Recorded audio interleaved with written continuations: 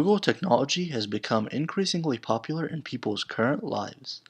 In spite of the phenomenal growth of Google over the past 25 years, it has begun to plague our society.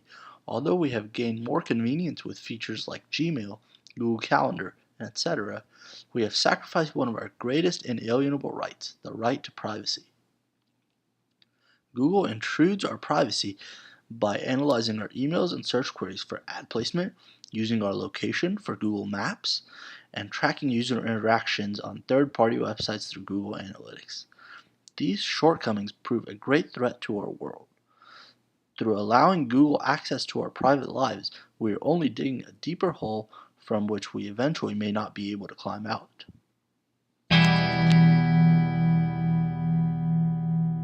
Okay, I worked at Google in Mountain View for 2 years. I worked in what's called Search Quality Group. It's actually split into two teams. There's one team that does the ranking algorithm, basically determines the order of results that you see when you do Google search. And then the other half of that is called the evaluation team.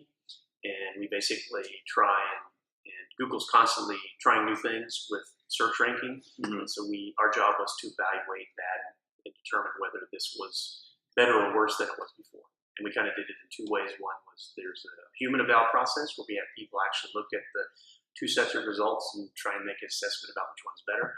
And then we also have kind of what we call click-based eval, which we actually look at where people click, trying to figure out if that was a good change to the search result order or a bad change. In 2012, Google updated its privacy policy in a shift that allowed it to track users' information across the different services it provides. The new privacy policy makes clear that if you're signed in, it can combine the information you provided from one service with information from other services. In essence, it was an effort to reduce uncertainty of the information they already knew about their users. By connecting Google Plus accounts with Gmail, Maps, and search data, developers are able to reverse engineer the information they already knew about their users, undoing the layers of ambiguity. Although the newly updated privacy policy refers to providing a better experience for users, it comes at the price of privacy itself. I've actually seen that myself, which is that it will, when I've done searches before, it will look at my Gmail contacts. And for example, if I'm searching a topic and somebody that I know has done a post on that, it probably isn't a web page that would be ranked very high, but since I know that person, then they actually push it up to the first page. So I've actually seen that in action, at least with search results. Okay. I don't know exactly how they fold that into ads. My understanding of Google Ads, whether you're looking at it on Google's site when you're searching there, or you're looking at another site that has Google AdWords on there, is it's all driven by a match between the words that the advertiser wants to bid on.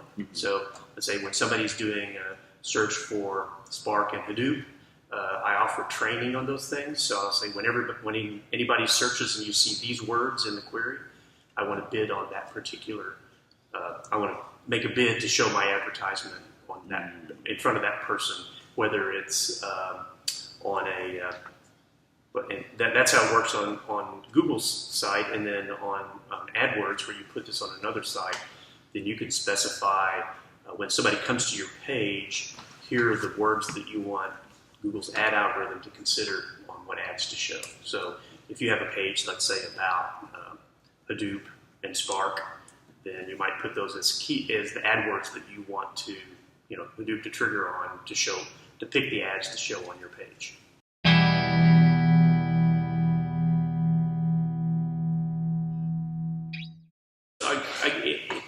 To a certain degree. So when I think about it, I'll give you a case in point, which is that I don't trust Facebook and how they treat data. So I don't have a Facebook account because they've kind of done the opposite, which is they were completely liberal with all your information, and they've tried to tighten it up over time. But they if you think about it, they analyze your social network and the content of your posts and all that kind of stuff. So personally, I don't trust them, so I don't use Facebook. I have a different sense about Google because I've been on the inside.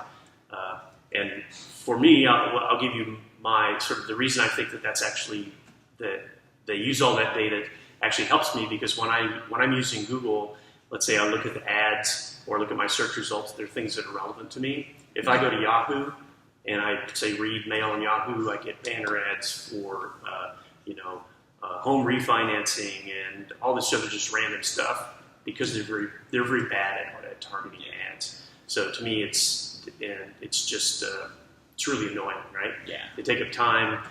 They send you stuff that's just not really relevant to you. So I think that for me, getting things from Google that are meaningful to me is sort of worth them seeing my information, because I trust that they're going to handle that appropriately, and mostly because I've been on the inside and I see what they do, what their policies are.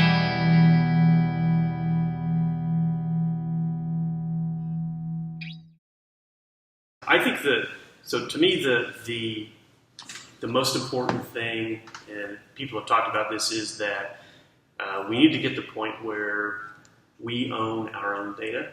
It's not owned by the sites where we go and search, and then we can decide where we want to release that to them and let them use it, or where we don't.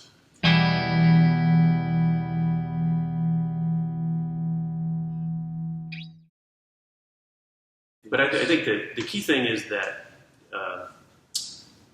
everybody at Google is super sensitive about this, because think about their business is all based on us trusting them, right? Yeah. And if they violate that, then that would be really bad for them, I think. So they're the time I worked there, that was something they just beat into you all the time. Is Yeah. There's people's information out here. We don't want you looking at it. If you have to look at it, you have to treat it very carefully.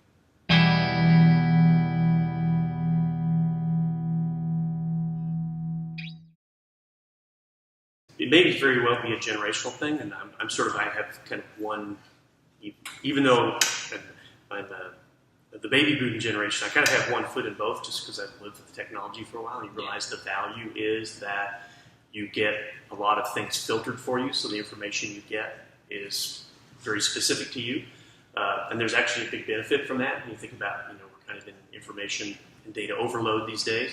So if someone can filter that for me and give me the things that I'm actually interested in, and I don't even have to tell them, I can figure it out, there's a lot of value in that. So I think it will come down to, we're giving up something, privacy, what are we getting in return?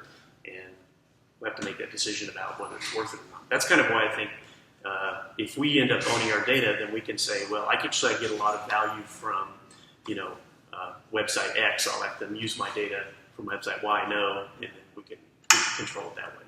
But again, that's sort of, that's going to take work and effort, and it may be that people just won't care. And it's easy to say, yeah, I'll give it to everybody. But it's for all of us, that we need to think about this. It's a value proposition. What do I get? What am I giving up, and what